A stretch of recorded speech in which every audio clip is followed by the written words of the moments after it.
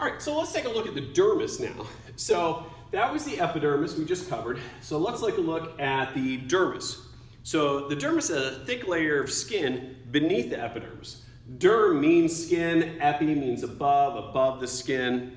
All right, so the dermis has a lot of blood vessels, which we can see in here. All right, so it nourishes and supports the epidermis.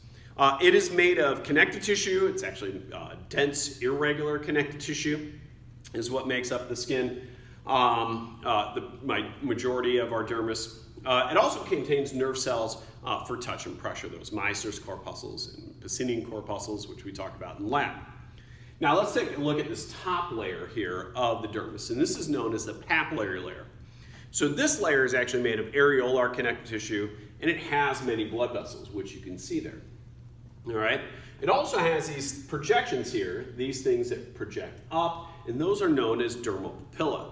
And so those are projections of dermis into the epidermis. Now if we go to the next picture, you can see here these dermal papilla here. Here's the dermal papilla here. So, and this is showing those dermal papilla once again. All right. So what the dermal papilla do is they cause these epidermal ridges. So this right here is an epidermal ridge, that's another epidermal ridge. All right, and so what happens in thick skin is that thick skin amplifies these epidermal ridges. So we start to see them on the surface there. All right, so these also house touch receptors, those Meissner's corpuscles. So thick skin, as I mentioned, amplifies those ridges, and this is what creates fingerprints.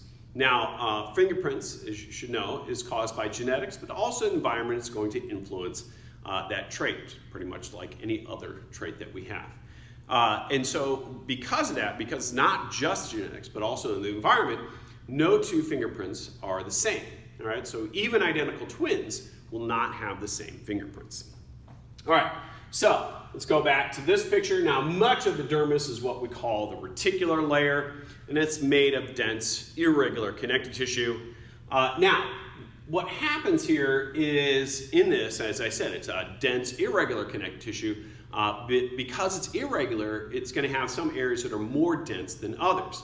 All right, and these less dense areas become what we call tension lines. So when you move, right, it's going to create these lines in your skin. All right, and so what surgeons try to do is they try to cut in the direction of those tension lines. Because what that does, by cutting in the direction of the tension lines, the skin here pulls in this direction, so it's not going to pull that incision open. If you cut against the tension lines, well, you're pulling in that direction, that's going to pull those open. Just think about if you've ever gotten, like a scrape or cut on your knee, you're constantly pulling against that when you bend your knee. That's actually essentially the same thing that's happening here. All right, let's move on to the subcutaneous. So that's that lower layer here, technically not part of the skin. So this is also known as the hypodermis. So this is a layer beneath the skin. This is made of areolar and adipose tissue. So you can see all the adipose in there, and it has all the functions of adipose tissue. So it's it stores energy, it's there for cushioning, also there for insulation. The subcutaneous also has a lot of blood vessels, and that's why, when you get stuck with a needle, a lot of times it's a hypodermic needle, so it's going into the hypodermis. All right, let's take a look at skin color. Now, there are three pigments that make up our skin. One is melanin, and that is the only pigment that is made by the skin. And as I mentioned earlier, it protects against ultraviolet radiation or ultraviolet light. All right. This accumulates in the cells in the stratum basal and the stratum corneum, and there are two forms to it. One is called eumelanin, which is a brownish black pigment, and the other one is called pheomelanin, which is a reddish yellow pigment. And so your skin color is based upon, what type of melanin that you produce, and also your ancestral heritage. If your ancestral heritage is closer to the equator, where you get sun year-round, you want to have a lot more eumelanin because that's going to protect more against ultraviolet radiation. If your ancestral heritage was further away from the equator, what you want to have is more pheomelanin then, because your skin is going to be lighter, and that's going to allow you to produce vitamin D. And so that's why we see differences in skin color in people. Another pigment that's found in the skin is called keratin. And keratin, the first part of that word, spelled like carrot, all right?